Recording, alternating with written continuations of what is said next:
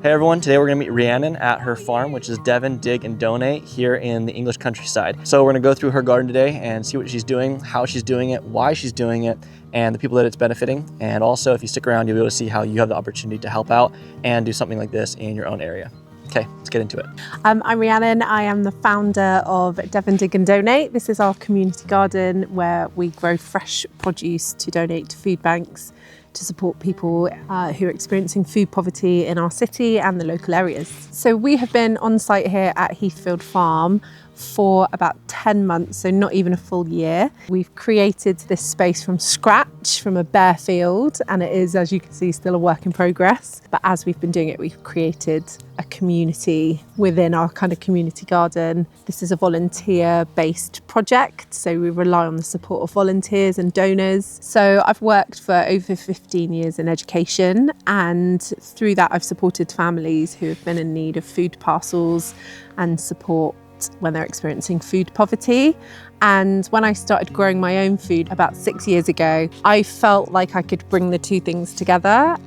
So this project has actually been sort of 5 years in the making in my head. And I'm just really passionate about supporting not just the community, but ensuring that families and young people have access to nutritious, healthy food that is really a basic human right. We were awarded quite a large grant, which has enabled us to kind of start everything up, to afford our polytunnels, to afford all the equipment that we need. We're reliant on grants and donations from the public. We're always seeking out additional funding from businesses or other corporations to help us sustain what we're doing here. And we've also recruited a lot of volunteers through kind of word of mouth. So people who have come up here or people who know what we're doing have suggested to friends or family that they might like to come and join us.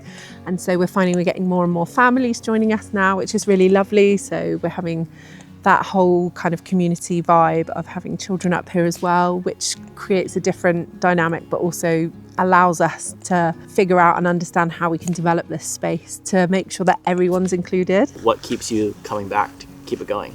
I just really believe that everybody should have the right to be able to access good quality food. In an ideal world, we wouldn't need to exist because everybody would have access to affordable food. Sadly, that's not the reality here. And it's so important, you know, there are so many studies and there's so much research that shows the benefit, not just for your mental health and your physical health, but your ability to learn, your ability to function better if you've got good quality organic and nutritious food in your diet. And this is becoming a space where people are learning a new skill. We have volunteers come up here who've never grown anything and never gardened before in their life, and we're able to teach them skills to be able to take this away and do it in their own space. And ultimately what we'd love to have up here is free workshops for people so that we can empower them to grow their own food so that they're not having to rely on distribution centres or projects like this. So I guess essentially the goal is to do ourselves out of business. And I see as well firsthand in my role in education how transformative being in a space like this is. And we know there's so many studies about how being outside and connecting with the earth, literally putting your hands in it, is great for our mental well-being. But I also see myself how amazing it is for young people to experience spaces like this and to learn skills like this. And it also provides a space where young people who maybe feel like they're not fitting into that system feel able to learn. So it would be great if we could create part of this space into something that can provide those opportunities for people. Yeah, no, I love that. It's kind of like you're giving the opportunity to feed people fish while also teaching them to fish. Yeah, absolutely. Right. And that's the goal. We'd love to partner with companies who can essentially, we can work together to create a starter pack for people. So we're running free workshops here and showing them how to do that and empowering them. And then we're also giving them the tools to go away and do that and show them, it doesn't matter if you don't have a garden or a lawn, even if you have a tiny courtyard or a windowsill, you can still grow some of your own food. And I think we want to kind of myth bust in a way, because I think there's probably a bit of a thought from some people that gardening is a really expensive hobby to do, and it can be, but actually you can grow potatoes in a £1 bucket, you can grow carrots in a grow bag. It doesn't have to be expensive. You can recycle, you can turn a milk bottle into a little mini greenhouse. So we want to give people those skills as well as sustain this project so that we can regularly each year donate as much produce as we can. If you're someone that cares about feeding the people around you, learning to feed yourself, and to be able to do something positive in your community to be able to help those around you, then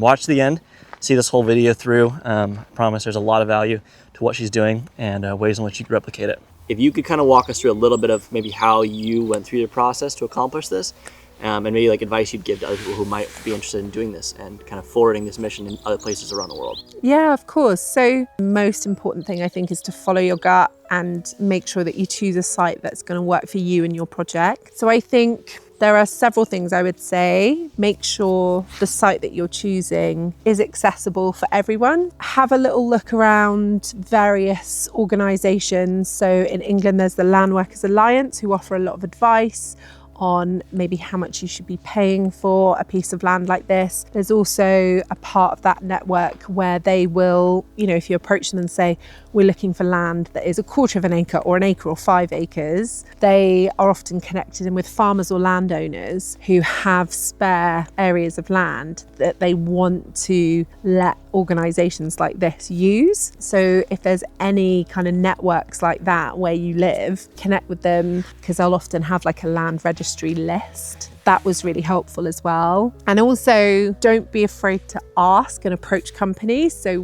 we approached a few companies, explained what we were trying to set up here and why. And we were really kindly gifted a polytunnel by First Tunnels. We were given discount on our shed. Our local composting organisation, which recycles our kind of municipal waste from around the city, had gifted us 30 tonnes of compost. So approach local businesses and local companies. There are lots of businesses that want to support organisations like this, particularly in setting up, donating tools. They might donate time and volunteers, give you discounts. They might offer you kind of a donation, a financial donation, so that you can use that money yourself. So I think be a bit cheeky and approach people and ask, because if you don't ask, you don't get. But also one of the things we found that was really key was kind of getting our branding and our marketing so that we could get things out there on social media, and that's one of the main avenues that we've had our volunteers kind of coming to us through. So having a social media presence is helpful. It's another thing that kind of takes up time, but sometimes you can get funding to pay somebody to do that. And also taking time to research grants and organisations that would fund projects like this. Make sure that they align with your values, but there's also kind of different thresholds. So just looking at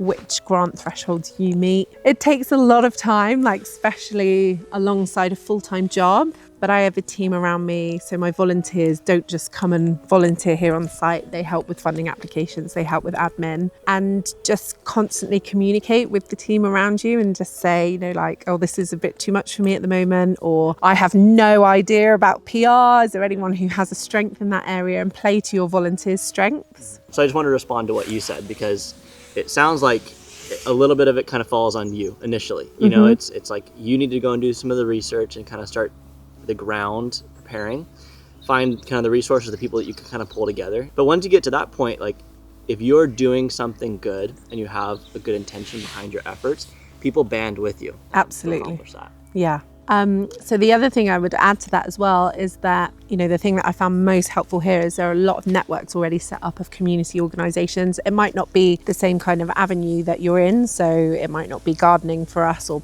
growing food, but there are networks set up in our city that mean there is a wealth of knowledge, people who have been running community projects for years. So you can go and seek mentorship, you can go and seek advice, and talking to them about how did you set it up? What are the things that you wish someone had told you? Seeking out that knowledge before you set up, while you're setting up. And even now, I'm noticing things and realizing things. I'm actually, I need to go and see someone about setting up a larger scale propagation system and seed sowing system, because I've only grown on my sort of small allotment scale before. And people are so happy to help if you reach out to similar organisations, if you're willing to travel a bit further afield. And I've had a lot of FaceTime conversations with people. Okay, we're about to close out this video, but we wanted just to ask, how can people help you? Yeah, so if you're in the Devon area and you're in the Exeter area, you could come and join us and volunteer. If you're a local business, we would love to hear from you about ways you might be able to support us either financially or with people power. The other way that you can support the work we're doing, we're currently fundraising to add water systems. So we have a donate page on our website. We'll put that in the description below. You can follow us on Instagram and spread the word. Yep, and if you do any of those things, or if you can't, just reach out with local gardeners in your area. You know, if you can't help this exact spot, you're always able to help the people around you to better up the community, allow the people to have the equal opportunity to learn these skills, and also just to kind of better your own life as you learn these skills. They bring a lot of value to your life as well. But yeah, we wanted to say thank you so much. Thank you so much for coming. It's been great to have you here. Yeah, and for playing with Otto and having all the fun out here as well. It's been great. I hope you guys will be able to see it very soon, to see what is happening here and how you can get involved. And we'll see you guys in another week or so for another video. Okay, Awesome. Cheers. Thank you. Yeah, Bye. bye. Guys, thank you so much.